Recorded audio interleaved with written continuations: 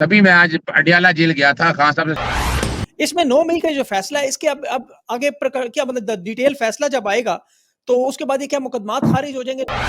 मरियम नवाज नहीं है, उसमें हमजा भी है, उसमें बहुत से लोग हैं। सुप्रीम कोर्ट का फैसले पे अमल दरामद करना है कि नहीं करना, समझने बात को आपके। अगर लोग निकल आते हैं, कल दफा 144 नहीं मानते और अपना पुरअमन एहतजाज करते हैं और उनके ऊपर पर्चे होते हैं, एक बड़ी तादाद में होते हैं, तो वो ऑटोमेटिकली खत्म हो सकते हैं। मतलब उसका क्या फिर तरीकाकार क्या होगा? वो आपको पता है वो क्या होगा, एक दिन पकड़ के लेके जाएंगे और अगले दिन वो डिस्चार्ज हो जाएंगे।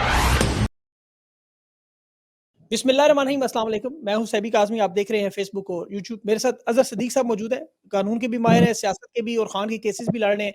बड़ी लंबी तफसील है आज इनकी, जो इस्लामाबाद हाई कोर्ट में पेश हुए और बड़े अहम मामलात पे इन्होंने आज जो है केसेस दायर किए हुए थे, पिटीशंस दायर की हुई थी, और उसमें 3-4 पॉइंट्स तो बड़े ही अहम है, लेकिन अज़हर साहब आपको खुद बताएँगे।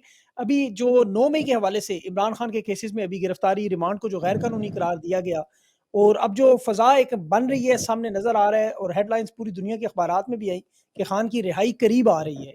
ये मामला अज़हर साहब के सामने रखेंगे, कानूनी महाज पर यही जंग लड़ रहे हैं। और इसके साथ-साथ जो शाह महमूद कुरैशी साहब का मामला है, 9 मई में जो बाकी दीगर लोग हैं, वो लोग भी इस वक़्त जो तमाम शहादतें हैं, इनको नॉन एडमिसिबल यानी कि नाकाबिल कबूल, कुछ शहादतें तो पेश ही नहीं, कुछ सबूत नहीं, कुछ ऐलान नहीं। ये सारा भी अज़हर साहब से पूछेंगे। अल-कादिर ट्रस्ट में भी परवेज़ खटक आज अपना बयान बदलने की कोशिश करते रहे, लेकिन उन्हें इसमें कामयाबी नहीं हुई। जज साहब उस पे तस्लीम नहीं कर रहे थे। जजेस अदलिया आज़ाद तौर पर खड़ी नज़र आ रही है, और उसका सबूत देखें कि अब तक जो जजेस को ब्लैकमेल किया जा रहा था, लेकिन अब जजेस ने जो आज चीफ जस्टिस, आने वाले जो चीफ जस्टिस हैं मंसूर अली शाह साहब, 3 रुकनी बेंच में अरशद शरीफ का केस 29 जुलाई को जो मुकर्रर, उसमें भी अज़हर साहब की पिटीशन और केस चल रहा है। कल 26 जुलाई पुरअमन एहतजाज दफ़ा 144 भी लगी हुई है, और बन्नू में भी बड़ा इज्तिमा और 5 अगस्त के जलसे का ऐलान भी है।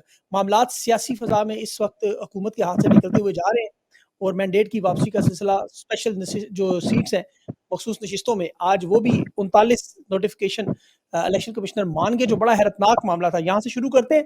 अज़हर भाई, बहुत बहुत शुक्रिया। सबसे पहले ये जो इलेक्शन कमीशन का फैसला आया, क्या आपको कोई हैरत हुई कि उन्होंने ये सारे नोटिफिकेशन एकदम जारी कर दिए स्पेशल सीट्स पे? क्योंकि लग रहा था कि ये मानेंगे नहीं।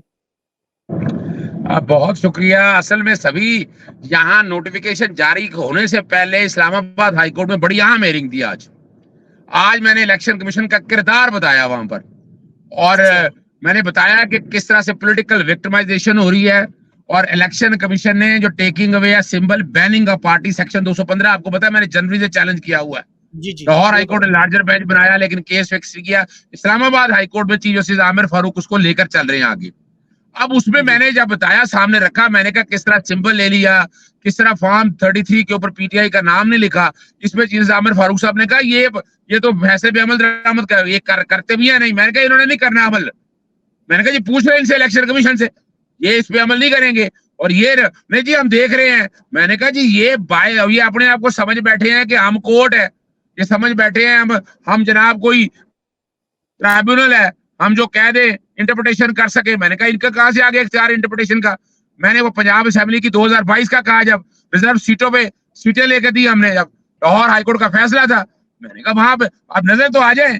और यहाँ एक चलते चलते एक बात बता दूं, इलेक्शन कमीशन की अब तक जितनी नाअहलियां हैं, नालायकियां कह दे, एक रेफरेंस तैयार हो रहा है और मैं कर रहा हूँ रेफरेंस तैयार।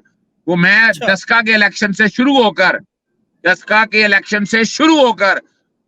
मखसूस लेनों तक सारी चीजें एविडेंस समेत इकट्ठी करके इंशाअल्लाह उल अजीज लेकर आएंगे। अब ये सब जब सारी बातें होगी, इसमें डायरेक्टर लॉ ने बड़ा कहा, बड़ा तिल मिलाया।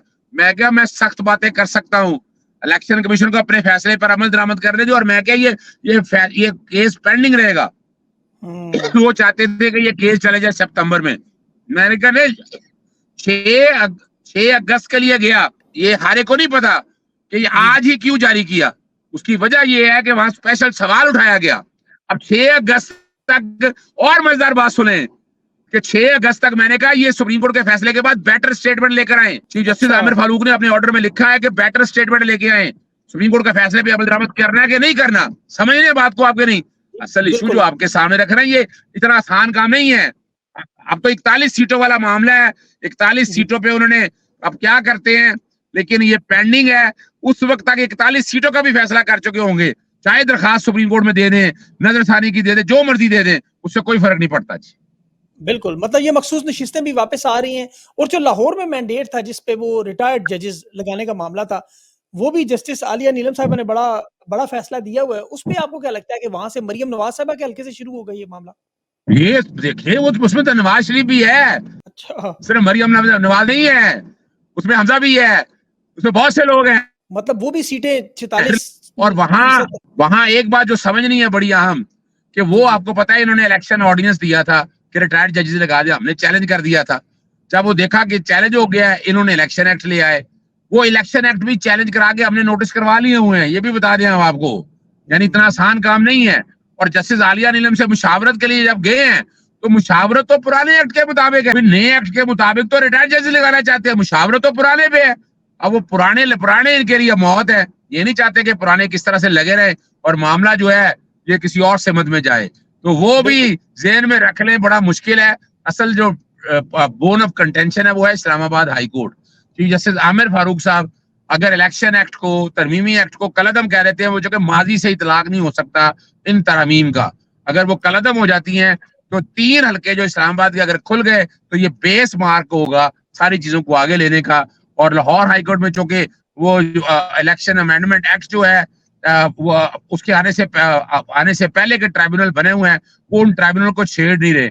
अगर उन ट्राइब्यूनल को छेड़ा तो इंशाल्लाह वो भी स्टे कराएंगे फिर। 31 जुलाई को तारिक महमूद जहांगीरी साहब इस्लामाबाद के तीनों हल्के भी वो उसकी भी शुरू होने वाले समात। तो आपको लगता है कि ये फिर अगर एक्ट में तब्दीली होती है तो वो नशिस्तें भी तहरीक इंसाफ के पास वापस? हाँ हाँ, लेकिन उसमें मसला ये है ना कि इलेक्शन एक्ट आ गया है, उन्होंने क्या किया है, उन्होंने वहां रिटायर्ड जजेस लगाए हैं ना, वो स्टे किया हुआ है इस्लामाबाद हाई कोर्ट ने। तो जी, इस्लामाबाद हाई कोर्ट वो मामला डिसाइड करेगी, लेकिन साथ ये वाले मामले भी रोक दिए थे कि ये भी नहीं होना। तो 31 तक अगर चीफ जस्टिस आमिर फारूक साहब इस पे फैसला कर देते हैं तो वेल एंड गुड। और अगर ना हो सका तो फिर हो सकता है वो भी थोड़ी देर के लिए डिले हो जाए, देयर इज अ पॉसिबिलिटी।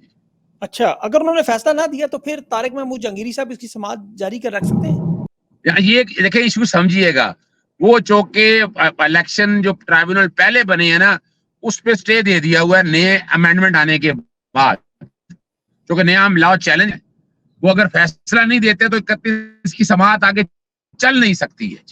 अच्छा, ये अभी जो सुप्रीम कोर्ट में इलेक्शन कमीशन ने कहा है जी पीटीआई का स्ट्रक्चर नहीं है, इनके जो बैरिस्टर गोर हैं और फिर इनका पार्टी का वो एक पूरा ढांचा नहीं है। तो ये इस मामले को ढांचा तो मौजूद है, निगरान सेटअप पूरा उनका मौजूद है। सेक्रेटरी इत्तलात भी वो शुएब शाहीन बन चुके कल। अच्छा, इसका जवाब भी दे दूं। आज मैंने सुप्रीम कोर्ट के सामने कहा कि ये रूल 94 पे लेके जा, हाई कोर्ट के सामने रूल 94 कहता है कि मखसूस हिस्से उसको मिल सकती है जिसके पास इलेक्शन सिंबल हो। वो तो अल्ट्रा वायरी है, वो ये उस पर खेलना चाहते हैं, लेकिन वो ये उससे कोई फर्क नहीं पड़ता मखसूस ढांचा है या नहीं है, उससे मखसूस हिस्सों का कोई ताल्लुक नहीं है। तो भाई उस बिल्कुल, है या नहीं है छोड़ें।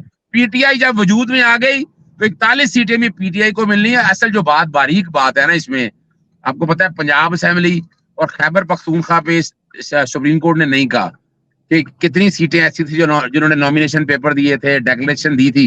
वो एक बारीक पॉइंट है। उसमें अगर वो हमें पता भी कोई नहीं है कि कितनी सीटें हैं वहां पर।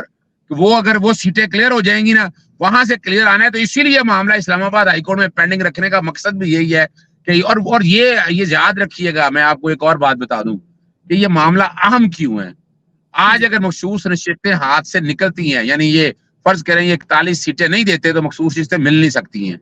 अगर जी, हमारी कोशिश है ये मिल के मखसूस रिश्तें मिल जाएंगी तो 2/3 अक्सरियत का एक चैप्टर तो क्लोज हो गया। बिल्कुल। 2/3 अक्सरियत में अब अगला अगला काम क्या लेके जा रहे हैं, वो जरा वो समझिएगा। वो है एडहॉक जजेस लगाना चाहते थे, आपको पता है एक प्रॉपर असेसमेंट थोड़ी सी हुई है। वो क्या जी, है, वो क्या है कि अपना 10 जजेस एक तरफ हैं, 7 एक तरफ हैं। वो 4 और 4 में 7 में अगर 4 ऐड करें तो 11 बनती है ना। तो बिल्कुल। 4 एडहॉक जजेस इसीलिए लगाना चाहते थे ना, जो एक हुँ। वैसे बात हो रही है। तो जी, जी। वो आगे 2 आए हैं।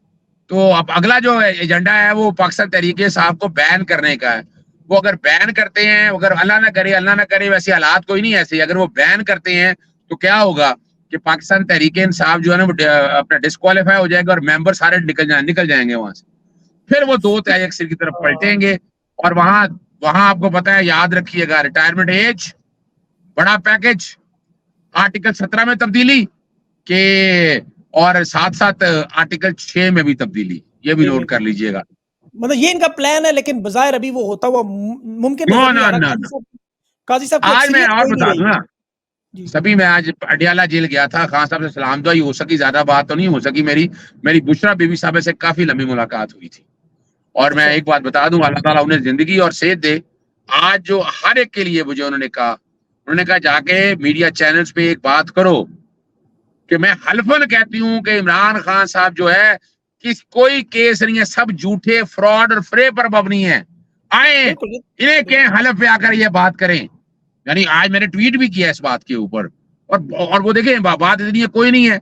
और इसी कॉन्टेक्स्ट में ना मैंने पब्लिक इंटरेस्ट की एक पिटीशन फाइल की है इमरान खान साहब के कॉन्टेक्स्ट में। पहले मैंने जेल के कैदियों पूरे पाकिस्तान में कि जी, उनको जी। अपना universal declaration of human right, ICCPR, convention against torture, national Mandela rules.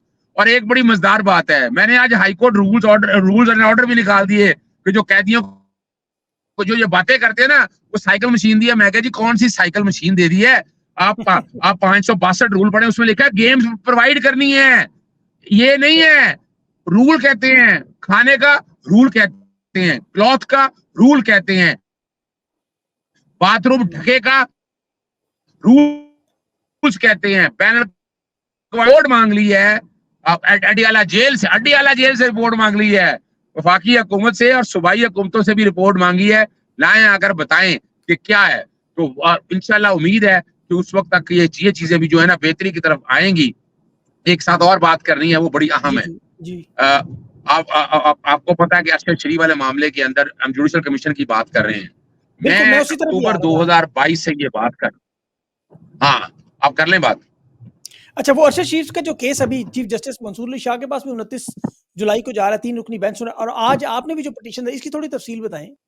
अच्छा, हम बेसिकली मैं तो ना 2022 से जुडिशल कमीशन के लिए लिख रहा हूँ, 2022 से। और अब तक 5 दफा मैंने लिखा सदर को, वजीर आजम को, section 3 Pakistan commission of inquiry act के तहत कि जनाब कमीशन बनाकर दें।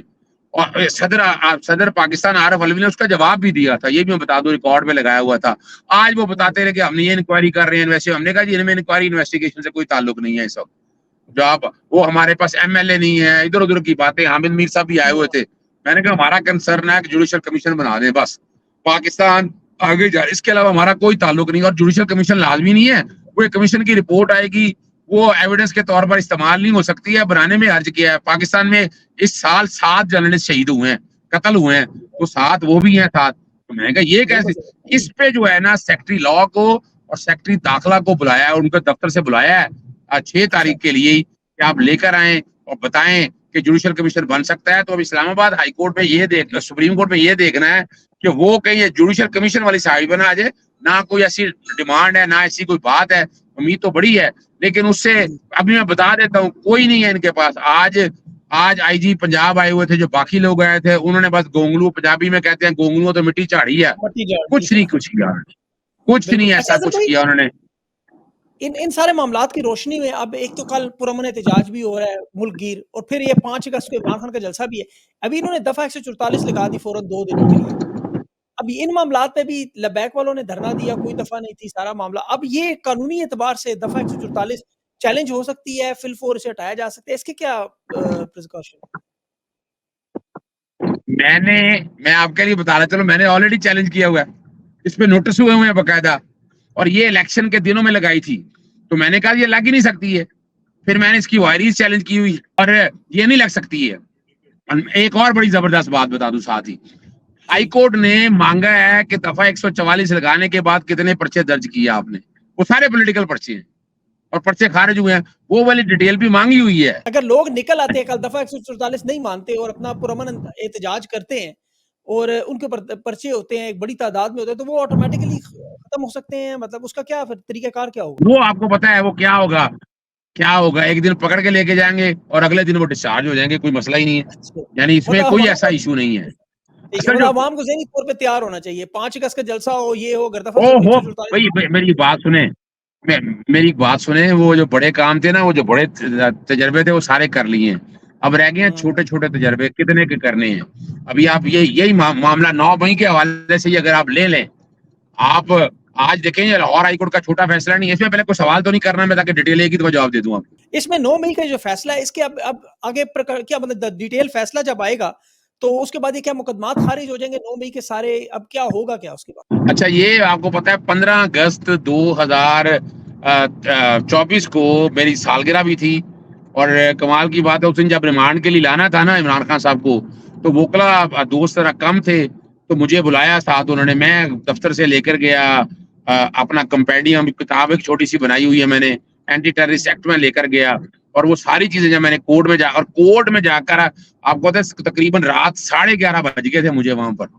और ये जो वीडियो लिंक वाला पॉइंट है, ये हमने उठाया सेक्शन 21 के तहत, कि या तो अपना कोर्ट के पास एप्लीकेशन आती और कोर्ट कहती कि वीडियो लिंक पे लेना है, या गवर्नमेंट नोटिफाई करती, या रूल्स प्रेस्क्राइब करती। कमाल की बात है तीनों ही नहीं हुए। और वो हुआ क्या, जब केस शुरू हुआ तो व्हाट्सएप कॉल पे ले लिया हमने। व्हाट्सएप कॉल पे किसने ले लिया आपने भी, ये क्या तरीका है, ये कैसे ले सकते हैं? और जी शाह महमूद कुरैशी भी है। मैं कहा जी शाह महमूद कुरैशी ने इतराज नहीं उठाया, हम कानूनी इतराज उठा रहे हैं। एक स्टेज पे जज को कहने लगा, यानी 2 दफा अंदर गए, वो 2 दफा अंदर गया, तीसरी दफा जब बाहर आया उसने कहा तुमने मुझे पढ़ने डाल दी है। और मैंने वहां एक तो 9:30 बजे रात नोटिफिकेशन आया, तो 24 घंटे गुजर चुके थे उस वक्त, 24 घंटे गुजर चुके थे। मैंने ये कहा कि एविडेंस क्या, एविडेंस लेके आए। उन्होंने कहा जी पॉलीग्राफ टेस्ट कर रहे हैं, ये करना है। मैं कहा जी ये तो अपना 5 अगस्त से इनके पास है, ये कर लेते, क्यों नहीं किया? लेकिन ये केस में एविडेंस क्या है, ये एक्विटल का केस है। एक बंदा 10 जगह तो नहीं हो सकता ना। आप कहते हैं रावलपिंडी भी, ये सारी जगह तो नहीं हो सकता, आप इसमें एक्विट करें। और वो कमाल की बात है कि उस जज ने आर्गुमेंट ही नहीं लिखा हमारा। ये मैं एक बात बड़ी वाज़ेह से क्लियर कर दूं, हम एक्विटल का केस लेकर गए थे। यहाँ मीडिया में कुछ बातें हो रही हैं तो नहीं जनाब हमने एक्विटल, भाई एक्विटल मांगी थी, जाके सीसीटीवी फुटेज या ऑडियो रिकॉर्डिंग से निकाल। बहुत सारे लोगों को एक्विटल का पता नहीं है, मतलब आपने खान की जो रिहाई थी वो भी दरख्वास्त डाली हुई थी। बरियत खान साहब की रिहाई नहीं, बरियत। और मैंने ये भी पॉइंट लिया था कि मकसद क्या है, यानी इतने अरसे से रहे 9 मई में, और इनमें एक एफआईआर में 23 अगस्त को इन्वेस्टिगेशन ज्वाइन कर ली थी, 8 या 7 एफआईआर में 1 फरवरी 2024 को इन्वेस्टिगेशन ज्वाइन कर ली थी। तो ये सारी चीजें जरूरत किस बात की थी? इमरान खान साहब का, इमरान खान साहब नॉर्म। एक और बड़ा इंपॉर्टेंट पॉइंट, आज जो जज साहब कह रहे थे, पन्नू साहब भी थे और जस्टिस सलीम साहब ये बात कह रहे थे कि अब इमरान खान को जो एक का केस से निकलते हैं दूसरे केस में गिरफ्तार करते हैं, वो सियासी रहनुमा है तक, उनके बड़े रिमार्क्स बड़े सॉलिड थे। उसका मतलब ये कि अगर 9 मई में अदलिया खान साहब की बरियत करती है तो उसके बाद फिर अगला केस नहीं बन सकता। क्या ये बात दुरुस्त है? देखिए बात तो यही है कि चूंकि एक्विटल की बात करते रहे हैं, हम एक्विटल का ही कहा है हमने। और मैं आज चूंकि मैं लाहौर हाईकोर्ट की बजाय इस्लामाबाद हाईकोर्ट के अंदर मौजूद था, और इस्लामाबाद हाईकोर्ट में ये सारे अहम, चूंकि अपना इश्यूज बहुत ही अहम थे ये वाले, और ये भी देखना थे साथ, तो लाहौर में सलमान सफदर साहब और बाकी टीम सारी मौजूद थी वहां पर। और अब फैसला देखने वाला है कि वो फैसला सिर्फ रिमांड की हद तक आता है या एक्विटल की हद तक आता है। तो अगर एक्विटल की हद तक नहीं आता तो मामला लाजमी सुप्रीम कोर्ट चैलेंज होगा, वो देखा जाएगा। उम्मीद बड़ी है कि उसमें एक तो वो वीडियो लिंक वाला सारा खत्म हो गया, रिमांड खत्म हो गया, सारी बातें खत्म हो गई हैं। और मैं तो बड़ी उम्मीद रखता हूँ कि जैसे तारिक सलीम शेख साहब बड़े वाइब्रेंट जज है, बड़ी मेहनत करते हैं। जैसे हमारा पन्नू साहब ने बड़े रेलेवेंट सवाल थे, और मैंने ये भी बताया उनको, मैंने कहा जी कि देखें एक केस से दूसरा केस, दूसरे से तीसरा, यानी बताया कि 2 में सस्पेंशन हो चुकी है, 2 में बरियत, साइफर में भी और इद्दत में भी रिहाई कुछ नहीं किया। अब रिहाई कुछ नहीं किया तो काम तो आगे खत्म होने वाले हैं। तो ये कोशिश तो हमारी पूरी है कि हमने कोई एहसान नहीं लेना किसी से, हम अपना हक ले रहे हैं। ये बता दें, ये बता रहे हैं मीडिया पे आगे पता नहीं खास इंसाफ, कौन सा खास इंसाफ मिल रहा है? इमरान खान साहब 28 सालों से इस मुकदमे भुगते फिर रहे हैं, मुल्क से बाहर नहीं गए, यहाँ अपीलें सुनाई, यही अदालतों में रहकर मुल्क से बाहर डीलें करके आगे अपीलें खत्म नहीं कराई नवाज शरीफ की तरह पर। यहाँ बैठकर सारे केसेस बता दें, चाहते तो वो भी को डील करके जा सकते थे बाहर, कहाँ गए? बिल्कुल नहीं गए। और ना उन्होंने मुल्क से बाहर जाना है, याद रखिएगा। अब ये बताएं कि खान साहब की जो रिहाई है, देखें हम सारे तो कानूनी बुनियादों पर ही बात करते हैं, जो टेक्निकल पॉइंट्स हैं उनके मुताबिक अगस्त सितंबर तक खान साहब की रिहाई आपको नजर आ रही है? उससे पहले 30 की डेट में दी, उससे पहले आपको रिहा होते हुए नजर आ रही है? मैंने आपके प्रोग्राम में मैंने कहा था कि अगस्त सितंबर तक इंशाअल्लाह अजीज इमरान खान की इनमें सब में रिहाई हो जाएगी। तुषा खाना वगैरह में मैं देख रहा हूँ, और नवंबर तक मैं इस मुल्क के हालात कोई और तरफ जाते देख रहा हूँ। मुश्किल है इस हुकूमत का चलना, तबाही और बर्बादी कर दी है, इनके पास है कुछ नहीं, बताएं ना, इकोनॉमी का सत्यानाश कर दिया। आप मुझे ये बताएं, 2.5 सालों में जब से ये पीडीएम, यानी वो टेक्नोक्रेट का कहते हैं भाई, निगरान हुकूमत टेक्नोक्रेट ही थी तो और क्या थी? निगरान बिल्कुल हुकूमत वही। क्या थी? वो टेक्नो, उन्होंने 90 दिन में तो इलेक्शन कराए नहीं, ये तो बड़ी वाज़ेह बात है। इस तरह पंजाब की भी देख लें, खैबर पख्तूनख्वा की भी देख लें, जितनी गवर्नमेंट थी सारी टेक्नोक्रेट थी। 90 दिन में तो बिल्कुल। उन्होंने कुछ करवाया। अब क्या टेक्नोक्रेट आगे करेंगे? क्या हालात करेंगे मुल्क का? उनके पास है कुछ नहीं। 2.5 सालों में कोई करप्शन का एक केस बता दें। पॉलिटिकल विक्टिमाइजेशन के अलावा क्या किया इन्होंने? एंटी करप्शन साथ, एफआईए साथ, नैब साथ, पुलिस साथ, सारे लोग इनके साथ जेबों में लिए फिर रहे हैं और उसी को इस्तेमाल कर रहे हैं ये सारे। बिल्कुल, और उसमें भी नाकाम हो रहे हैं। बिल्कुल सही बात की है अज़हर भाई आपने। इंशाल्लाह आगे एक और उम्मीद बड़ी यही है। मजेदार बात बताऊं आपको, जी, एक और बड़ी मजेदार बात बतानी है आपको। आप हालत देखें इनकी, हालत देखें। यानी उन्होंने कहा कि हमको मरियम कह लगी जी मैं कोई चीजें सस्ती करानी है, वो मुर्गी पे रेट फिक्स करवाने का तरीका दिया था, उन्होंने कहा नहीं। आप पता क्या किया इसने? हाँ इसने जी। शफाइयत को कैसे हवा दी है, जरा वो समझिएगा। पता क्या किया इसने? जी, इसने मुर्गियों पे बैनर शबाई पर पाबंदी लगा दी। 80% पंजाब में पैदा होती है, बलोचिस्तान में आसमान से कीमतें चली गई, सुबह सरहद में, सुबह सिंध में। यानी आप अंदाजा लगाएं, अगर इनका ये हाल है तो क्या बनेगा इस मुल्क का? यानी इनके पास कैपेसिटी क्या है? आप जरा गौर तो करें ना, है क्या, देना क्या है इन्होंने हमें? पहले इन्होंने आटा रोका, फिर चीनी रोकी, अब मुर्गियाँ भी जाने से खैबर पख्तूनख्वा, बलूचिस्तान और सिंध को रोक दिया, जैसे वो पाकिस्तान का हिस्सा नहीं है। यही इनकी सबसे बड़ी जो तबाही का सामना बनेगा। अज़हर भाई आपने अपना कीमती वक़्त दिया, आप सफ़र में हैं, मैं आपका बड़ा मशकूर हूँ। बहुत-बहुत शुक्रिया आपका सर।